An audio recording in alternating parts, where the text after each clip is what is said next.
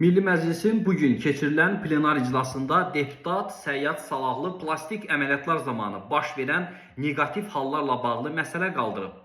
Səhiyyə naziri Teymur Musayev deputatın çıxışına münasibət bildirib. Nazir qeyd edib ki, plastik cərrahiyyə ilə bağlı xüsusi təftiş komissiyası yaradılıb. Komissiyanın işi nəticəsində Azərbaycan ərazisində plastik cərrahiyyə üzrə fəaliyyət göstərməyə icazə verilən 42 plastik cərrah müəyyən olunub. Bu məsələ öz həllini qanun çərçivəsində tam tapıb, mövzuya bir də qayıtmaq istəmirəm.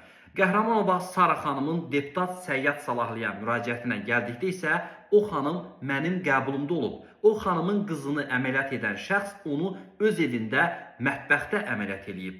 Özü də bütün qohumları da bilirdi ki, o insan tibb ixtisası daşıyıcısı deyil.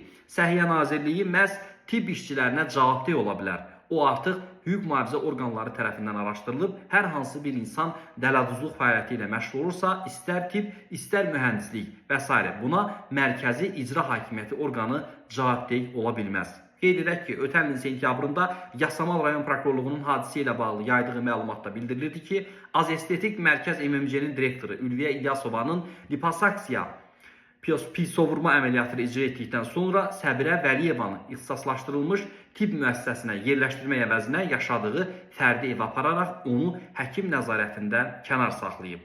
Həmçinin növbəti gün qanaxma baş verdikdə isə xəstəni köməksiz vəziyyətdə qoyaraq keçirdiyi əməliyyat nəticəsində baş vermiş kəskin qan itirmədən Səbirə Vəliyevanın ölümünə səbəb olmasına əsaslı şübhələr müəyyən edilib.